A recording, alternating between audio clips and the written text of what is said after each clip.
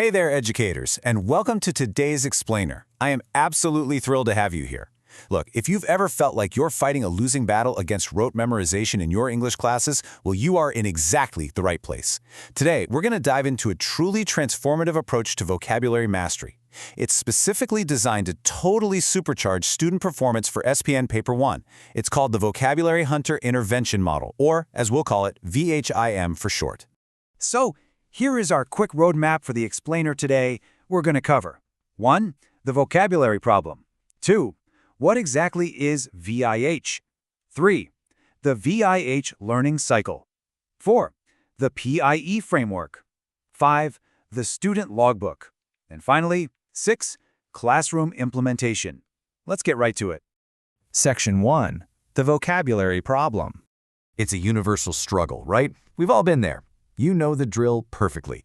You hand out a list of words, your students memorize them for a quick quiz on Friday, and by Monday, poof, they've literally vanished into thin air. So I want to ask you this highly relatable question directly. Why do students always forget vocabulary lists? We've all felt the frustration of this cycle. Well, the answer, according to our source material, is that passive, contextless word memorization simply doesn't stick. When words are just totally isolated from authentic texts, students don't build any meaningful connections. They aren't actively engaging with the language. They're just, temporarily holding data. Section 2. What is VHIM? So this model was actually developed by educator Mohammed Nasha bin MD Guntur from SM Science Sembrong, and it functions as a super crucial part of the broader essay tracer learning ecosystem. But what exactly is VHIM? At its core, it's a structured lexical intervention designed specifically to strengthen your students' performance in SPM Paper 1. So rather than just handing students a boring list, VHIM shifts them from being passive memorizers to active word hunters. It trains them to identify less common lexis straight out of authentic examination-style texts. They are taught to infer the meaning using context clues first, and only then do they verify it through dictionary use. Section 3. The VHIM learning cycle. Okay, so the student's active journey breaks down into 5 really logical steps. Step 1, identify the unfamiliar words in the text. Step 2, understand their meaning by guessing from context and then checking a dictionary. Step 3, analyze the writer's intention. And don't worry, we'll get into the specific mechanics of how they do that in just a second. Step 4, use those new words by deploying them in their own meaningful writing. And finally, Step 5, review, which allows them to retrieve those words from memory later on down the line. By repeatedly moving through this specific cycle, that passive word recognition completely transforms into active lexical mastery. Section 4. The P.I.E. framework. Now we're getting to the intellectual core of the entire VHIM system. Let's look at a really fundamental contrast here. We are training students to look way beyond just the meaning, which is simply what a word says. Strong readers must also consider the impact, which is what a word actually does. Why did the writer choose this specific word over a much simpler one? How does it shape the tone or the reader's interpretation? Distinguishing between meaning and impact is what truly, fundamentally strengthens analytical reading skills. And to achieve this, the model uses what's called the P.I.E. framework. P stands for perception. This trains students to ask, what impression does this word create? Is it positive, negative, or maybe doubtful? For instance, using the word notorious shapes a very different feeling than the word generous, right? I stands for intensity. How strong is the emotional force here? Is it an exaggeration for dramatic effect? And finally, E stands for emphasis. Does this word highlight urgency or a serious priority? Like saying a critical decision rather than just a choice.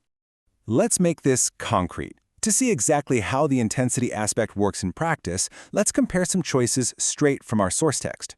Instead of a basic word like damaged, a writer might use devastated.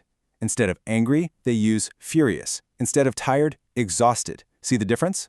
By forcing students to hunt for these intense words and actively categorize them, we are hardwiring them to recognize rhetorical power in those SPM Paper 1 reading texts.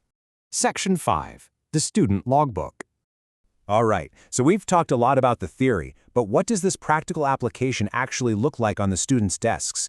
It is a highly structured 25-minute logbook session broken down into 3 tight phases. Phase 1 is the vocabulary bank. That takes about 10 minutes. Students log 10 unfamiliar words, write down their contextual guesses, verify the actual meaning, and identify the P.I.E. intention. Phase 2 is production transfer, another 10 minutes, where they have to write one coherent paragraph using at least 5 of those hunted words. Finally, Phase 3 is a super quick 5-minute reflection where they note the most difficult word, the most useful word for SPM writing, and rank their own confidence level. It is incredibly focused and literally leaves zero room for passive learning. But of course, the learning doesn't just stop after one session. For long-term retention, there's the Vocabulary Bank Tracker. After every 5 VHIM activities, students complete a quick recall section purely from memory, followed by a 3-word sentence challenge. And crucially, there is a teacher-checking aspect at the bottom where you, the educator, select 10 words and check their accuracy out of 10 points. This is brilliant because it ensures accountability and really locks those newly hunted words into long-term memory. Section 6. Classroom Implementation. So, how do you seamlessly integrate this whole thing without feeling like you have to replace your entire core syllabus? Well, the logistics provided by the model are incredibly concrete and manageable. The recommendation is 2 sessions per week, taking just 20 to 30 minutes each. You integrate this directly after your students complete their Paper 1 reading tasks, specifically Part 2 and Part 3. The goal is a target completion of 50 sets across the academic year.